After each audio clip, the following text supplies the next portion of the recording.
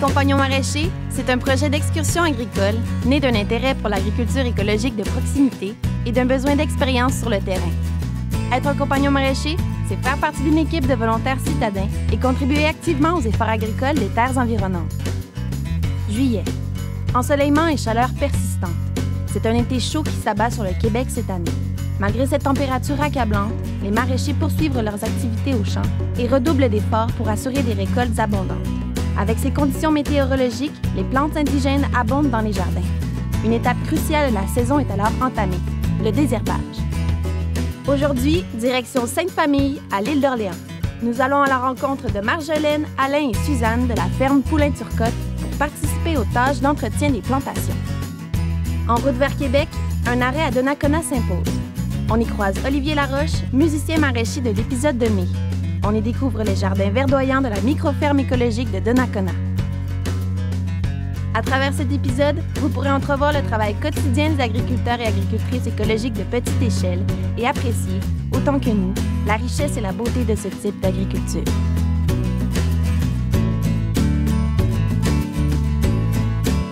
Les Compagnons maraîchers, la série web est une présentation des serres Guy Tessier et de Dubois Agri-Innovation, vos partenaires dans la réussite de votre saison maraîchère. Bonjour. Caroline. Enchantée. Olivier. Bienvenue chez nous.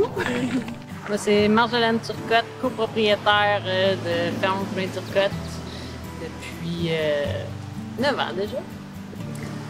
On est maraîchers diversifiés, donc on essaie de faire tout ce qu'on peut. La ferme Poulain-Turcotte, c'est une entreprise familiale. Dans le fond, mes parents ont acheté une terre ici sur l'île d'Orléans en 1980. Ils ont toujours été intéressés à l'agriculture biologique, même si on n'a jamais été certifié. Cette année, c'est notre 10e année de panier. Quand on a commencé la première année, on a fait une 60aine de paniers. On voulait en faire 100. Ouais. Puis heureusement, on a fait juste une 60aine. On a fait beaucoup dans le toupette. Moi, c'est Alain Boucher, copropriétaire. Depuis, je commence ma 5e année. Moi, j'ai tout lâché. J'ai lâché mon emploi, j'ai tout lâché pour me consacrer à la terre. Il y en a qui m'ont traité de fou, mais qualité de vie. Un petit écoleux ou un peu d'écoleux. Ici, l'île d'Orléans, c'était toutes des seigneuries. Et puis, le seigneur avait engagé un meunier. Et le meunier, c'était comme son bras droit. Puis quand les seigneuries ont tombé, ben, pour remercier le meunier, il a donné la terre. Côté poulain, là, c'est à eux depuis ce temps-là. La majorité de notre mise en marché, c'est les paniers de famille. On a aussi notre petite cabane, un kiosque Libre-service. à la ferme en libre-service, basé sur la confiance. Les gens arrivent, les prix sont affichés, ils choisissent ce qu'ils ont besoin, puis ils mettent l'argent dans la petite boîte, puis c'est comme ça. C'est sûr qu'avec ce qu'on fait comme métier, à chaque semaine, il faut comme éduquer le client sur de des nouveaux légumes, une nouvelle manière de les apprêter, de les faire cuire, les éduquer, de lui faire comprendre que du maïs, ça n'arrive pas au mois de mai. Là. Hein? Puis des bananes, ben, on n'en fait pas au Québec.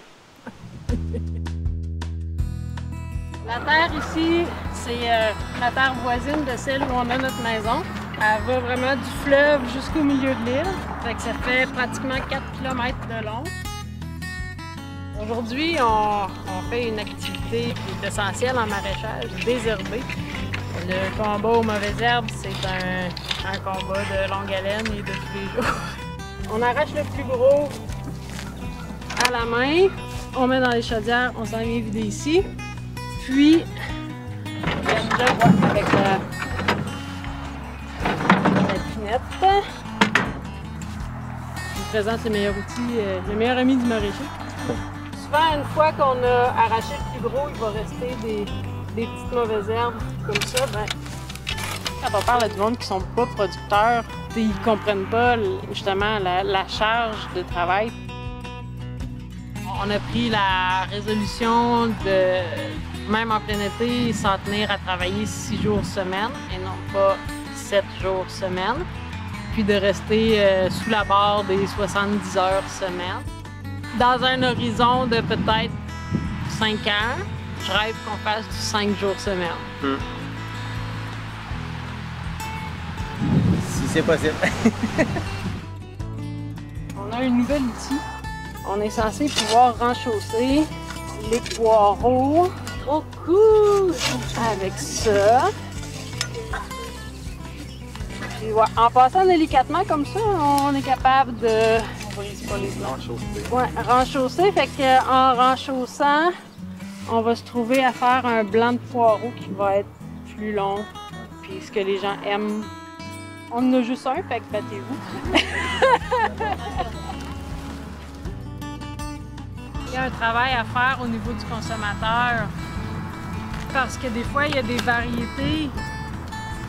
Il y a une variété de pommes, entre autres, qu'on avait ici, que la mouche de la pomme ne touchait pas, puis que la tavelure ne touchait pas. Mais quand le consommateur est habitué d'avoir une belle pomme rouge, brillante, cirée, lui vendre une pomme à la peau brune et rugueuse. C'est la recette? Ouais. Elle est tellement bonne! Elle est bonne. Il y a beaucoup de détresse chez les agriculteurs qui sont souvent seuls sur leur terre, seuls sur leurs entreprises, qui vivent le stress de la concurrence internationale, les exigences des consommateurs, les humeurs de Dame Nature. Puis ça, les gens sont pas toujours conscients de ça, ils idéalisent beaucoup, je pense, l'agriculture. Je pense que c'est tout facile de faire ce qu'on fait, mais... C'est un métier merveilleux, mais qui a de nombreux défis. Les produits de l'étranger qui font en sorte qu'on a une diversité en tout temps. À l'épicerie, on fait perdre le sens des saisons. Une connaissance qui est venue à notre petite cabane la semaine de son ouverture, on avait juste des laitues, puis de la bêta-carte, puis du kale, puis des oignons verts. Quand il m'a parlé après, il dit « Ben là, il dit, je suis allé à ton kiosque, mais t'as quasiment rien, mais qu'est-ce qui s'est passé? » Excuse, parce qu'il y a 2 mois, j'avais encore de la neige dans mon champ. Qu'est-ce qui s'est passé? Ben, je sais pas. On est le 30 juin. Le désherbage est bien entamé, mais la chaleur devient de plus en plus intense dans les jardins. Avant de poursuivre nos efforts, on s'installe à l'ombre le temps d'une pause dîner bien méritée. Les grands-parents, puis comme vous disiez tantôt dans le champ, là, la pomme à l'époque, mais c'est pas grave, elle est bonne pareil. Ben oui. Fait que c'est bon pareil, puis apprendre à acheter des produits que même s'il y a quelque chose une poque qui est pas parfait, la carotte est croche, elle est bonne pareil. On va en manger. Parce que les miennes, mes carottes qui sortent de mon jardin, sont pas toutes droites. Ils sont bonnes pareilles, par exemple. C'est ça le vent qui est en train de changer aussi. C'est les choses ne poussent pas à l'épicerie. Puis... Comme à l'épicerie aussi, le fait que les gens ne voient jamais. Ils regardent un contour de viande. Là, c'est toutes des filets de porc. Là, c'est toutes des côtelettes à côté. Ouais. Les filets de porc, il y en a beaucoup, beaucoup, beaucoup. Ils ne savent pas que dans un porc, il y a juste 2 filets. Hein? Il y a juste 2 filets pour avoir 4 filets de porc pour tuer 2 cochons. Par rapport aux imparfaits, je trouve ça merveilleux parce que ça diminue le gaspillage. Mais en même temps, je me dis, il y a autant d'efforts, il y a autant... Je veux dire, le producteur a autant investi à produire un produit qui est imparfait que celui qui est parfait. Donc, une valeur nutritive. Quand tu arrives en épicerie, que tu as un produit qui a une tache brune, mais que tu sais pas c'est quoi, tu sais pas qu'est-ce qui a causé ça. Surtout s'il y en a un autre à côté qui n'en a pas, peut-être. Ben, tu sais, nous autres, comme justement, vu que c'est nous, les producteurs, tu sais, qui sommes en contact directement avec le client, que ce soit au point de chute, que ce soit au marché, on a le contact direct, fait qu'on est capable d'expliquer. Puis quand on explique, le client, il comprend.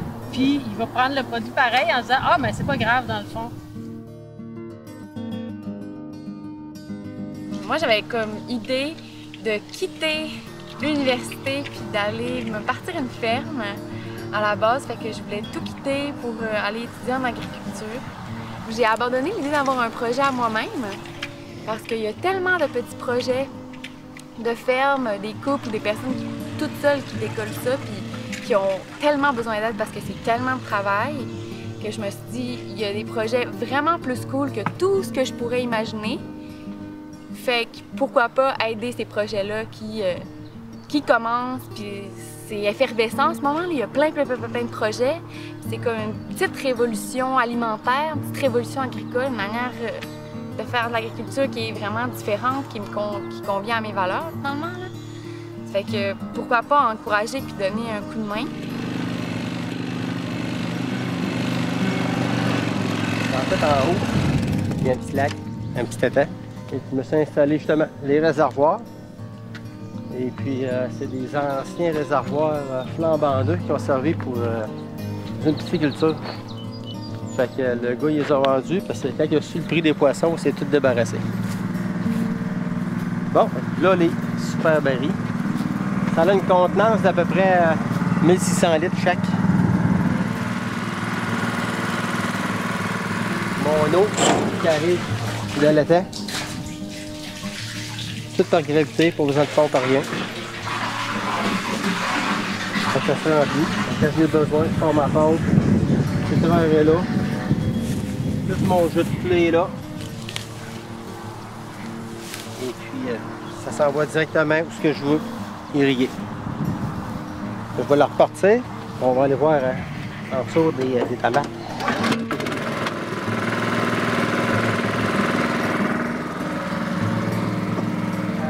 J'arrose aux 2 jours. Il y a comme ça ici, on voit qu'il y a une goutte d'eau là. C'est que mon goutte à goutte fonctionne. Cette année, on fait 41 sortes de tomates. Ben tout c'est notre dada, les tomates là. Donc, on adore ça. Qu'est-ce qui me passionne là-dedans? Le contact avec le vivant, les plantes, les insectes, les animaux. J'avais une discussion à un moment donné avec un autre producteur, puis il disait que souvent à la fin de sa saison, il était brûlé bien raide, puis des fois il se demandait pourquoi continuer à faire tout ça avec la fatigue et tout. Puis à un moment donné, il nous parlait de ses expérimentations, puis des nouvelles variétés qu'il voulait essayer, puis tout ça. Puis là, on voyait l'étincelle dans ses yeux, là. Puis après ça, je suis retournée le voir, j'ai fait, tu sais, hier, tu te demandais pourquoi, là. Ben, ça brillait dans tes yeux un matin, là. Fait que c'est pour ça que tu le fais. Une première journée efficace se termine. La fraîcheur revient lentement et un paysage magnifique s'installe à l'horizon.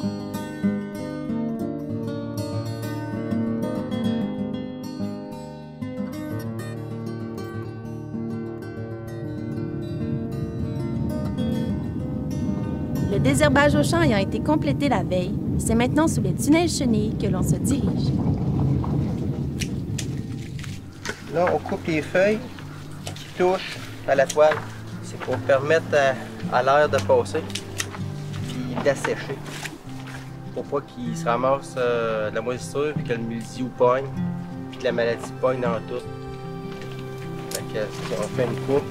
Tout ce qui touche à la toile, on enlève. L'air passe. Ça va aller mieux pour la production. Dans le fond, je viens prendre des conseils ici pour reproduire à la maison dans mes propres jardins. Je trouve ça intéressant. Aider ici, puis d'avoir les conseils en échange du travail que je fais. Ça sent bon.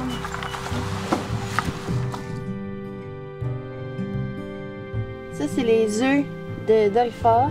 Il est juste ici. Le doryphore, qui est un insecte ravageur de culture de solanacées. Puis ça, ben, c'est plate à dire, mais il va mourir. T'es éclates-tu entre tes doigts? Ouais, hein? Dégueulasse. Ah! Puis là, les œufs, même affaire.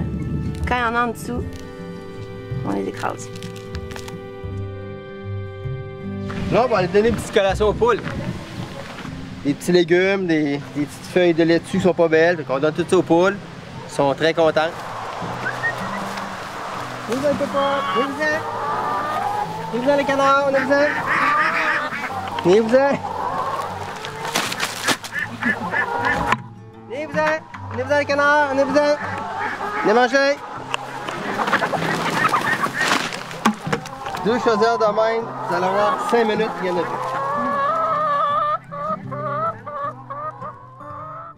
À la ferme Poulain Turcotte, cette année, le dimanche, c'est congé.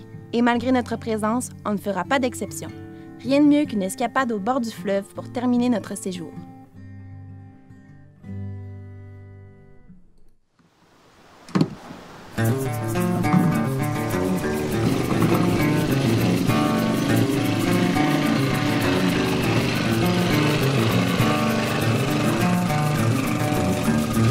On s'en va en bas, sur le bord du fleuve. Fait que là, on va aller passer un petit coup de débroussailleur pour que les marcheurs, tantôt, ne s'aient pas pris dans l'herbe de 3-4 pieds de haut. Tu peux voir les tubes partout, là. Les rabières. Quand tu peux voir, la cabane à sucre est là. Une branche qui est tombée sur un tube, là.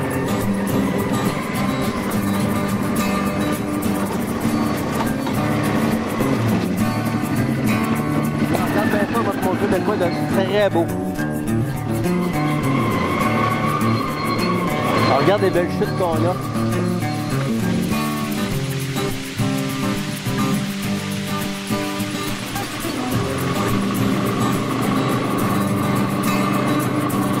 Bon, ben, c'est pour ça qu'on est là. Donc on va commencer à ouvrir la trail, comme on dit.